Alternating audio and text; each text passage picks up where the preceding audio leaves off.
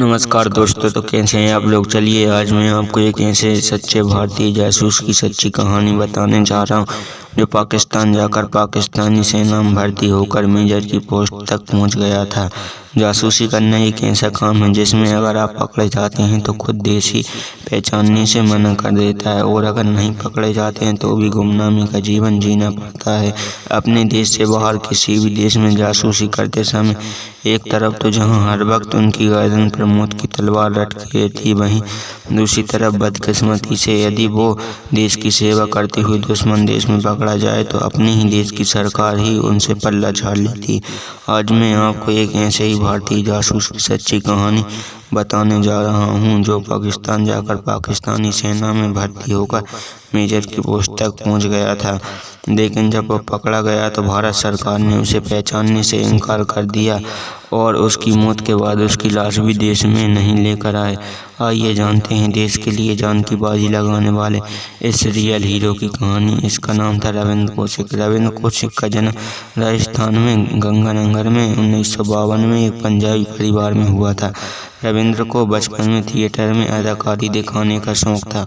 1975 में एक national drama presentation में उन्होंने भाग लिया। तभी भारत की खुफिया एजेंसी रॉ ने इनकी प्रतिभा को देखकर अपने यहाँ रख लिया। जिस समय उन्होंने रॉ को ज्वाइन किया तब उनकी उम्र महज 23 साल थी, और इसी दौरान उन्हें अंडर कवर एजेंट बनाकर पाकिस्तान भेजे जाने की सहमति बनी। इसके लिए उन्हें दिल्ली में विशेष प्रशिक्षण दिया। 1975 में पाकिस्तान भेजे जाने से पहले उन्हें उर्दू पढ़ना व बोलना सिखाया गया और इस्लाम के धार्मिक ग्रंथों व पाकिस्तान के स्थानों के बारे में गहनता से जानकारी दिलाई।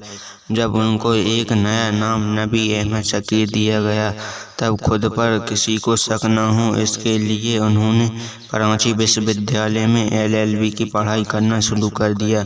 कुछ दिनों बाद वे पाकिस्तानी आर्मी में भर्ती हुए, थोड़े ही दिनों में मेजर बन गए। इस बीच उन्होंने इस्लाम धर्म को स्वीकार किया और एक स्थानीय लड़की अमानत से विवाह कर लिया।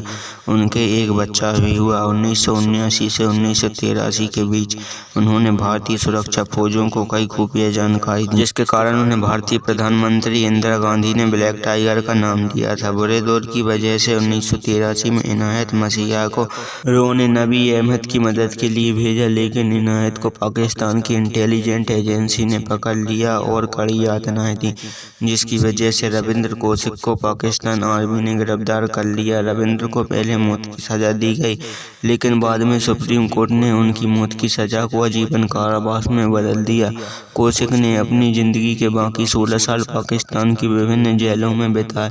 इनमें मियांवाली और सियालकोट शामिल हैं। अत्यधिक यातनाएं सहने से इस भारतीय जासूस की हृदय की धड़कन रुक जाने से मौत हो गई। भारत माँ के वीर सपूत रविंद्र कौशिक को आज भी भारत के सबसे बेहतरीन इंटेलिजेंट ऑफिसर के रूप में जाने जाते हैं, जिन्होंने अपनी जान तो गंवा दी लेकिन मरते दम तक अपने देश की रक्षा की। ऐसे भारतीय जाबाज सिपाही को दिल से सैल्यूट है। और आपको ये कहानी कैसी लगी चैट सेक्शन में हमें ज़रूर बताएं। इस तरह की और भी वीडियो देखने के लिए चैनल को सब्सक्राइब करना ना भूलें। मैं मिलूँगा आपसे अगली वीडियो में।